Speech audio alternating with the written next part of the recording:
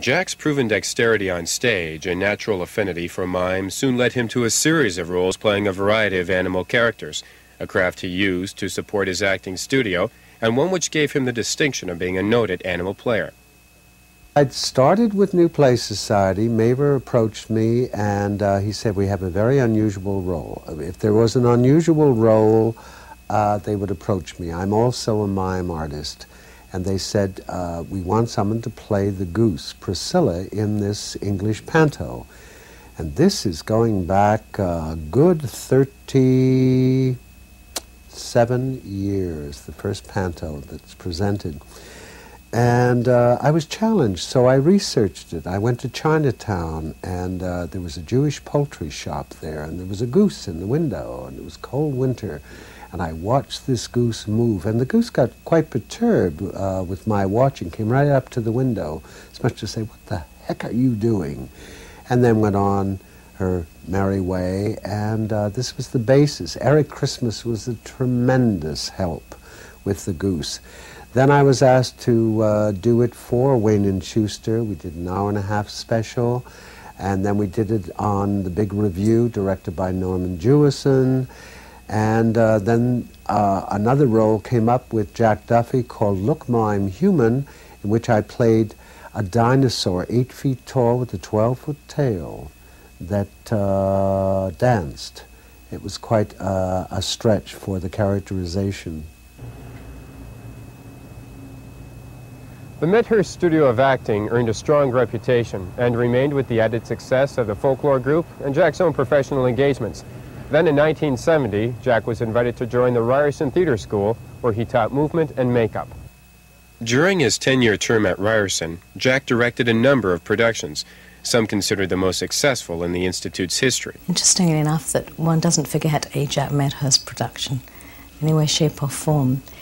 He was not a colleague for that long when I was working with him, but the few productions that he was given, I've never forgotten. One is the musical Man of La Mancha. He did a Noel Coward skit called Red Peppers, and his sort of swan song at the school was The Shadow Box. And I can remember in detail those productions. I have great memories of La Mancha. It really was, I think, one of the best shows that we were able to mount. Technically, it was a good show, big set, a lot of work for the technical students, but a kind of show that paid off in a very high standard of presentation. And I think that carried through, both to the company and to the crew, and to our audiences. It's a very popular show, it plays well. It certainly is the right kind of show for our main stage theater. And I think we were fortunate that year to have a particularly strong acting company, which were able to carry it off. People like Ted Pearson were, played the Don. People who've gone on and established themselves now into a professional career. And that, I think the success of the show was largely due to Jack's love, care, professionalism, and eye for detail. And I guess his insistence never really to accept second best. That is, never to let a student off with doing anything but the maximum that he can give in the situation.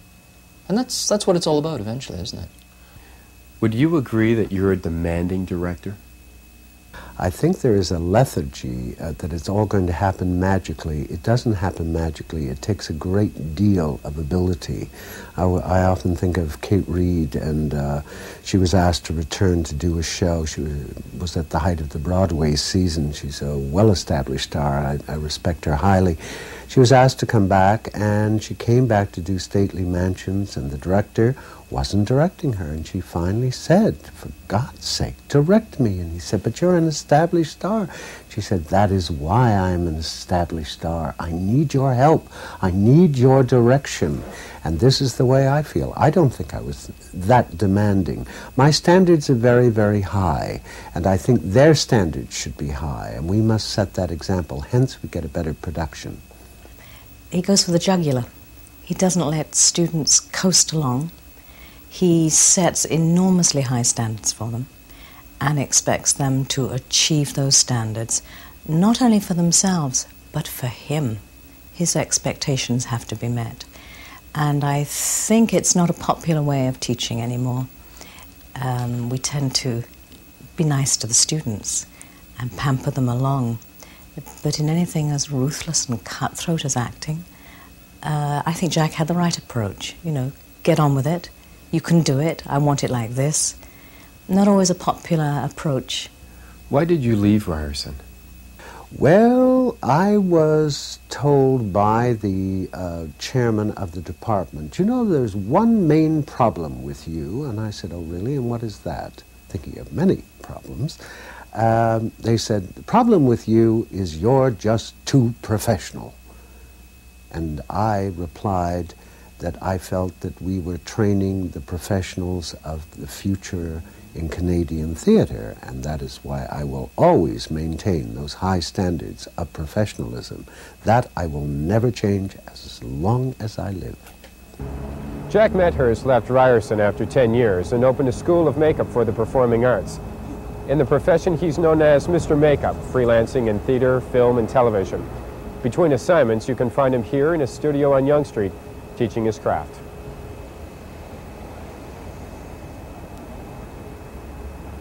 When I left Ryerson, I was approached by many people. There was a need for an upgrading of the standards of makeup in the professional, legitimate theater, in the video world, in television, in film. And I work as a consultant. I've been recently asked to do the graduate drama studies for York University. I'm looking forward to that. I've also been approached by the National Theatre School yesterday to do some work for them as well, and I am so excited. And they're all technicians, they're not performers. They want to know about the standards, and I am really looking forward to that, because we cannot work in isolation. Your makeup, your props, your wardrobe, we must be supportive. Ensemble is the key to the whole thing. How the makeup is affected by lighting, how it ties in with the development of character, how the actor can mold, through the use of makeup, his own features to create a visual and a, if necessary, a psychological pattern for the character work. How that ties in with costume, how you can marry a successful face to a successful costume. One of the big strengths of Jack's work, I think, is his total approach, and the fact that he is able to solve a number of almost impossible demands on makeup and costuming by that total theatrical approach to the craft. Jack's total approach to makeup comes from 41 years in theater.